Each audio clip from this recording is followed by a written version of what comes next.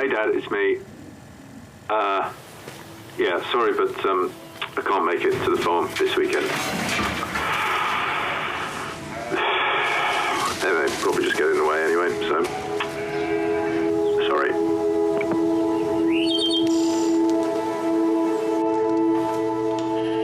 Only you at the farm, or things can just stay as they are, seeing as you don't seem to be able to, well, just sleepwalk into disaster if that's what you want.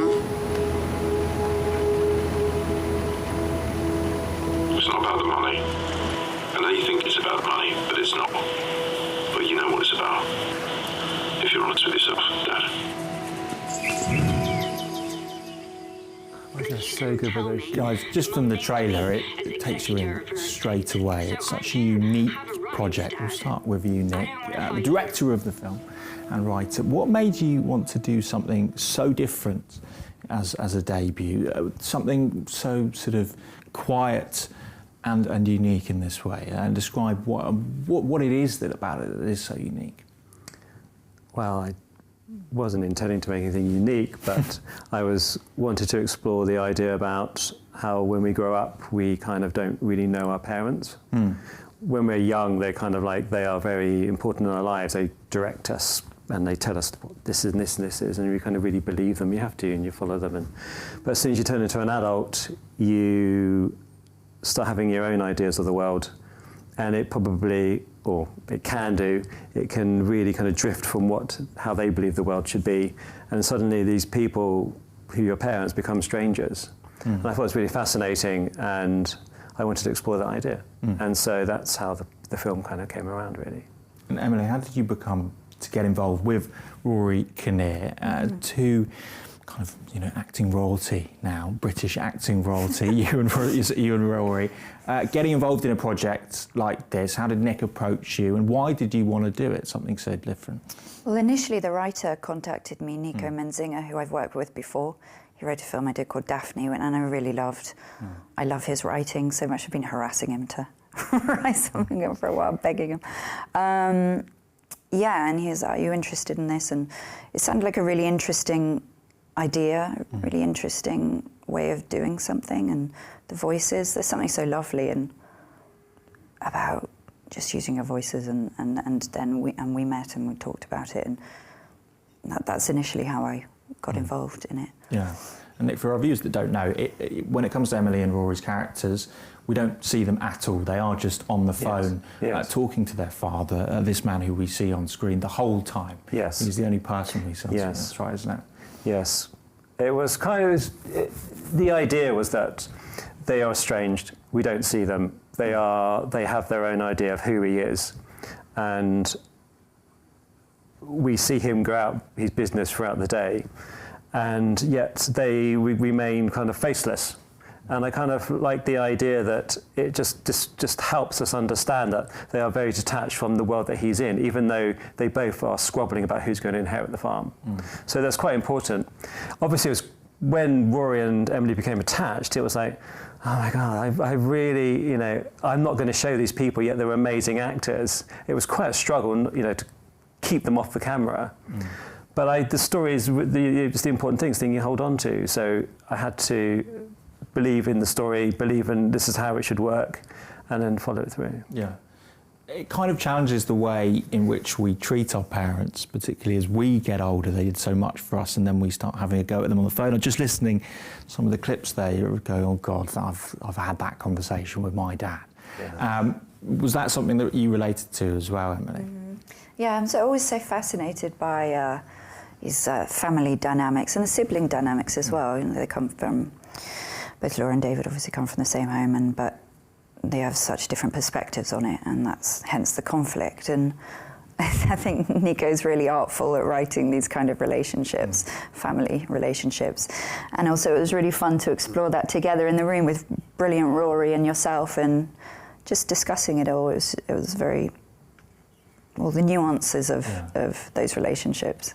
Yeah, what was that process like? Because recording a phone call and wanting it to sound natural, like you are on the phone, perhaps pottering around the house, doing other things. Where did you do it? And was it kind of a very free-flowing process, just in a big room somewhere? We did in a small rustic studio with lots of tea and, setting it up. And I think, what were you doing? We were drinking and not drinking tea. We were using props. Is what I'm saying.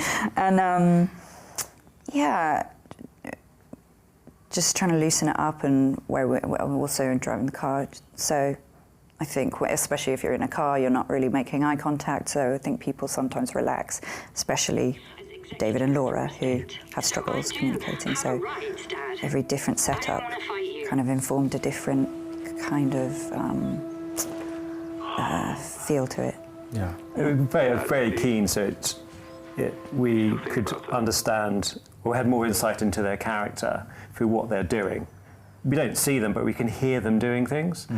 Like Laura's character walking around the kitchen with a glass of wine, and then you can hear her move and the frustration in her voice and the way she's exerting herself. So we kind of get an idea of the world that she's in, even though we don't see it. And then we kind of sneakily in the edit, we bring some of that maybe out sound-wise, and then maybe push back the sound of what's happening on the farm. And so we're kind of just doing this little dance between their world and the world of their father, the farmer.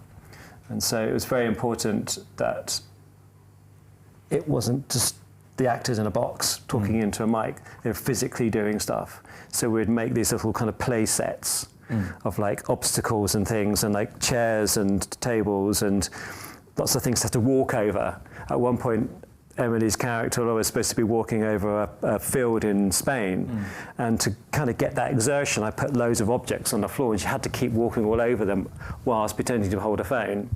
And we would record it with a boom mic rather than like a lapel mic. And so it...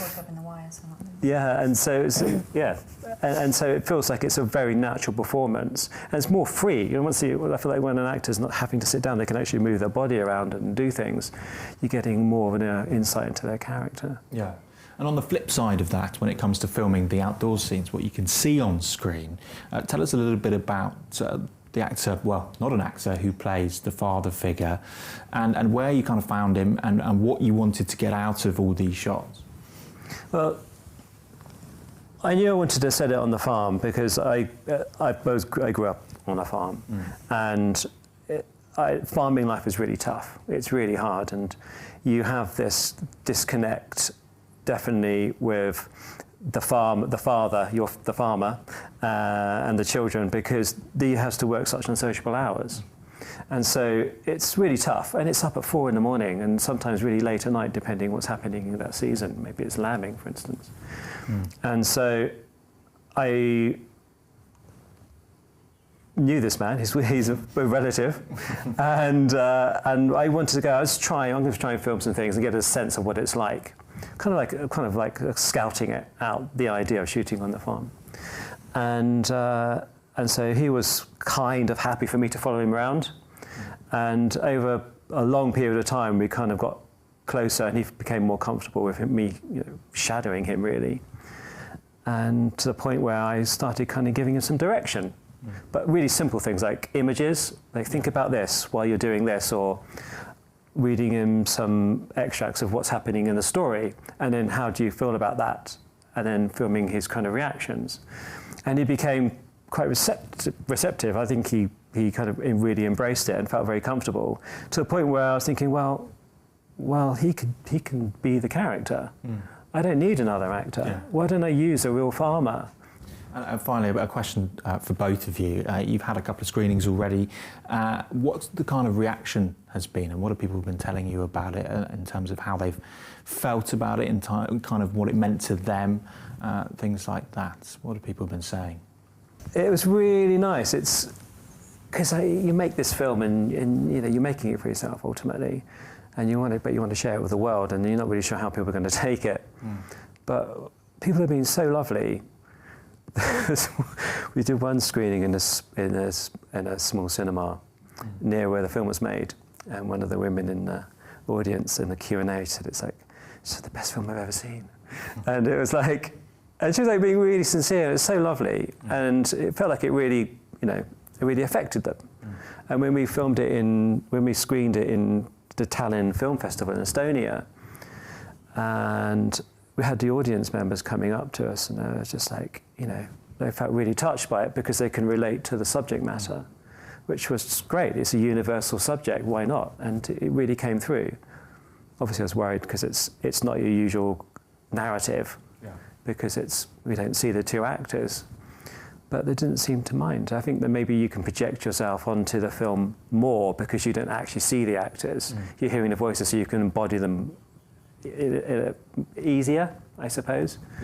So that kind of seemed to work and resonate with people.